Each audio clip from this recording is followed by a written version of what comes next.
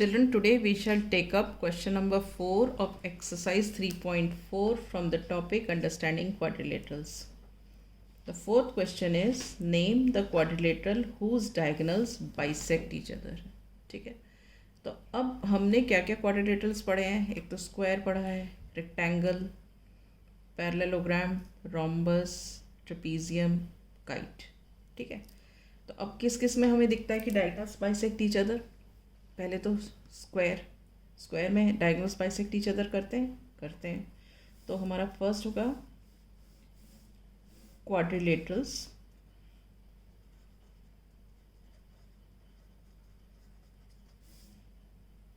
whose diagonals bisect are. सबसे पहले क्या है, स्क्वायर. ठीक है, दूसरा रेक्टेंगल भी है, रेक्टेंगल में भी डायगोनल्स बाइसेक्ट करते हैं. थर्ड है पैरेललोग्राम, इसमें भी बाइसेक्ट करते हैं. और नेक्स्ट है रोम्बस, इसमें भी बाइसेक्ट करते हैं. ठीक है, ट्रेपीजियम में नहीं करते, काइट में भी नहीं करते. अब we have to name the quadrilaterals whose diagonals are perpendicular bisectors. देखो इसमें ना वर्ड यूज़ किया है, एक तो परपेंडिकुलर और दूसरा बाइसेक्टर. मतलब कि बाइसेक्ट तो करना ही है मगर परपेंडिकुलर भी होना चाहिए, क्योंकि बाइसेक्ट वाले तो हमें यहाँ से पता चल गए, स्क्वायर, रेक्टेंगल, पैरेललोग्राम और रोम्बस. मगर डायगोनल्स परपेंडिकुलर किस में, परपेंडिकुलर स्क्वायर में होती हैं और रोम्बस में होती हैं. ठीक है, रेक्टेंगल और पैरेललोग्राम में नहीं होती हैं. तो हम लिखेंगे quadrilaterals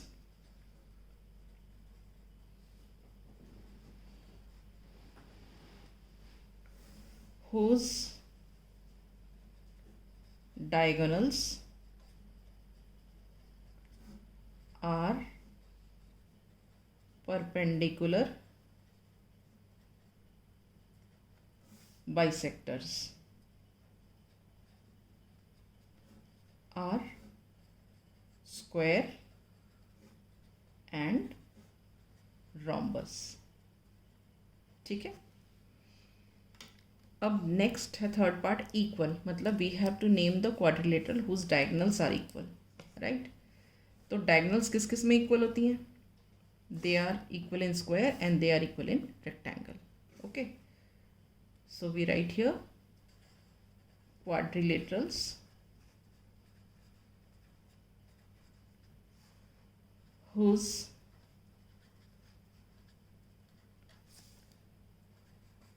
diagonals are equal are squares and rectangle. Square और रेक्टेंगल में जो डायगोनल्स होती हैं वो इक्वल होती हैं. ठीक है, अब जो नेक्स्ट क्वेश्चन है वो क्या है, explain why rectangle is a convex quadrilateral. This is question number 5. ठीक है, पहले तो हम रेक्टेंगल बना लेते हैं. ये हमारा है rectangle, right, A B C D. हमने डायगोनल्स बनाई, ये डायगोनल बनी बी डी और दूसरी बनी हमारी ए सी. तो अब ये जो डी बी है और ये जो ए सी है, ये दोनों डायगोनल इस रेक्टेंगल के अंदर ही लाई करती हैं, बाहर नहीं है. तो इसीलिए हम रेक्टेंगल को कॉन्वेक्स क्वाड्रिलेटरल बोलते हैं. ठीक है, तो यहाँ लिखेंगे since both the diagonals of the rectangle lie in the interior, so it is called convex quadrilateral. It is called convex quadrilateral. All right. Right. Now we will start with question number 6.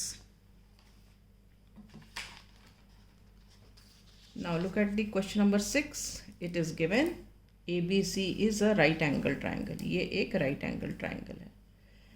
And O is the midpoint of the side opposite to right angle. इसमें ये angle right angle है. All right. और जो ये O है, it is the mid point of the opposite side of the right angle. मतलब इस angle की ऑपोजिट साइड क्या है? ये AC. तो ये जो पॉइंट है ये है O and which is the mid point. This is given. अब हमें ये एक्सप्लेन करना है why O is equidistant from A, B and C. मतलब कि O A से, B से और C से इक्वल डिस्टेंस पर है. ये क्वेश्चन है. क्वेश्चन क्लियर है? मतलब क्या है? एक राइट एंगल ट्राइंगल है, उसमें B राइट एंगल है. इस राइट एंगल की ऑपोजिट साइड है AC. उस पर जो ये पॉइंट है ये मिड पॉइंट है और इस पॉइंट को हम बोलते हैं O. तो हमें ये शो करना है कि ये जो O है ये A से और B से और C से इक्वी डिस्टेंट है. ठीक है. इक्वी डिस्टेंट मतलब एट इक्वल डिस्टेंस. ठीक है. तो अब हम स्टार्ट करते हैं इसको. हम क्या करते हैं, इसमें कुछ थोड़ी कंस्ट्रक्शन करनी पड़ेगी. हम यहाँ से एक लाइन बनाते हैं जो कि BC के पैरेलल भी है और BC के इक्वल भी है. राइट. उसी तरह हम C से वर्टिकली ऊपर एक लाइन बनाते हैं जो BA के पैरेलल भी है और BA की इक्वल भी है. ठीक है. हम ऐसे बना लेते हैं ये. ओके. और ये जो दोनों लाइन से मीट कर रही हैं एक पॉइंट पर. राइट. अब हम क्या करते हैं, ये जो BO है इसको भी हम एक्सटेंड कर देते हैं. ठीक है. अब स्टार्ट करते हैं क्वेश्चन. हमें गिवन क्या है? Triangle ABC right angled at B. Okay. और क्या दिया हुआ है हमें? O is the mid point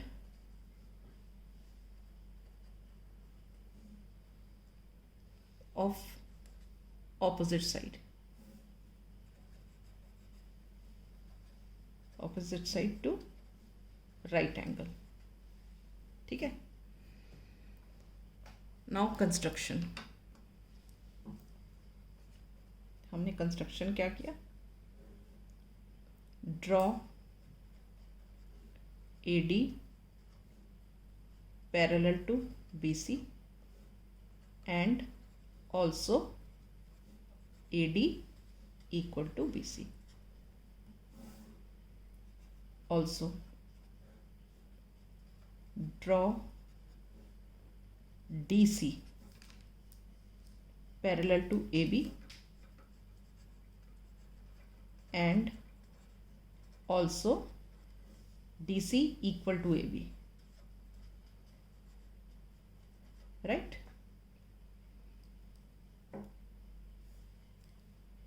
इसके अलावा extend BO to meet at D. Clear? ये तो हमारा सारा हो गया कंस्ट्रक्शन का काम. अब हम क्वेश्चन स्टार्ट करेंगे. क्वेश्चन में क्या है? We know that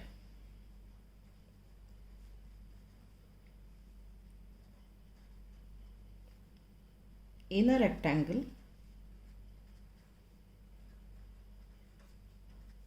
length of diagonals are equal.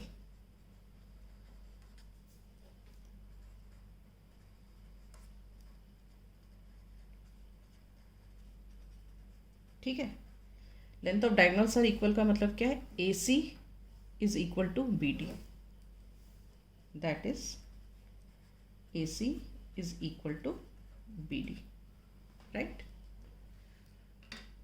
अब हमको क्या करना है? दोनों साइड भी डिवाइड बाय 2. इसको हम ऐसे भी लिख सकते हैं, half of AC is equal to half of B D, half of A C equal to half of B D. अब हाफ ऑफ ए सी क्या है, हाफ ऑफ ए सी क्या है, ए सी का आधा क्या है, ए ओ, ठीक है, हाफ ऑफ ए सी क्या है, A O, and half of B D क्या है, बी ओ, ठीक है। तो इसका मतलब क्या है, A O is equal to B O. और अब ये जो ए ओ और बी ओ हमने हाफ ऑफ ए सी क्यों बोल दिया, क्योंकि यहाँ पे ये भी है कि diagonals bisect each other, diagonals bisect each other, ठीक है। तो ये तो हो गई हमारी first equation.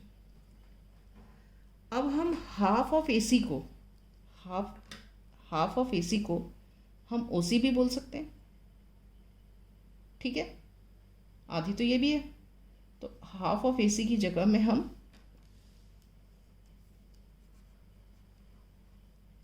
Again half of A C is equal to half of B D. तो हाफ ऑफ ए सी, ये ए सी है, इसका आधा हम ओ सी भी बोल सकते हैं, ओ ए भी बोल सकते हैं, मगर ओ सी भी बोल सकते हैं। तो इस बार हम ओ सी लिख देते हैं यहाँ पे,